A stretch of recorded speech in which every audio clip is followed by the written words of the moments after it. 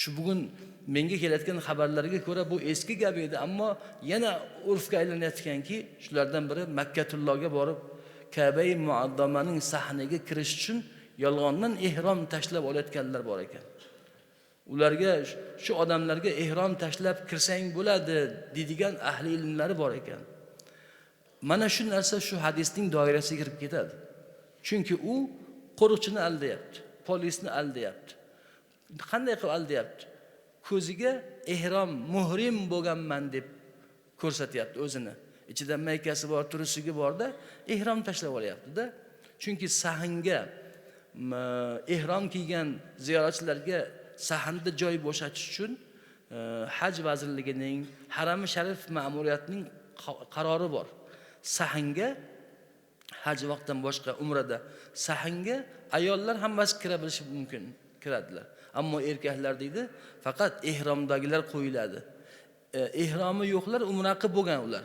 Ular 2-chi, 3-chi qavatlarda aylansin deyiladi. Agar shunday qilmasa sahnda joy qolmaydi, tiqilib to'xtab qoladi, yura olmaydi. Bu to'g'ri qaror. Endi aytayaptiki, men deydi sahnga kirgim keladi, men Ka'bani ko'rgim keladi deydi. Shuning uchun polisni aldab, ihrom o'ragan qilib ko'rsatib sahnga kiryapti va buni halol sanayapti. Bu yerda bitta nozik farq bor. Men o'sha do'stlarimizni ogohlantiraman. Yolg'onni yolg'on deb qilish bor, yolg'onni ruxsat deb qilish bor. Yolg'onni ruxsat, yolg'on harommi? Buni mumkin deb qilish, haromni halol sanash bo'ladi. Alloh saqlasin, kufr bo'lib qoladi. Kufr bo'lib qoladi. Undan ko'ra shu gunoh bilaman, endi Xudoyim kechirsin, ammo Ka'bani sog'inayapman desa, undan yengilroq bo'ladi. Ammo bu degani qissa bo'ladi degani emas.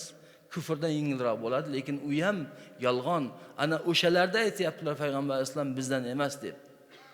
Ka'batullohga borib yolg'on gapirishni qanday oqlash mumkin? Ihrom bilan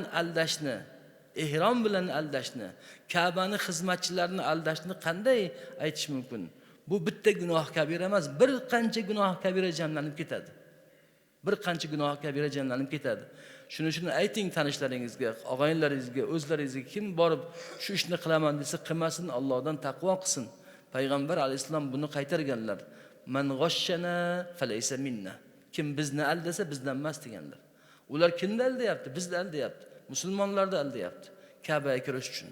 Ka'baga kirishi uning yolg'onni gapirishiga ruxsat bermaydi hech qachon.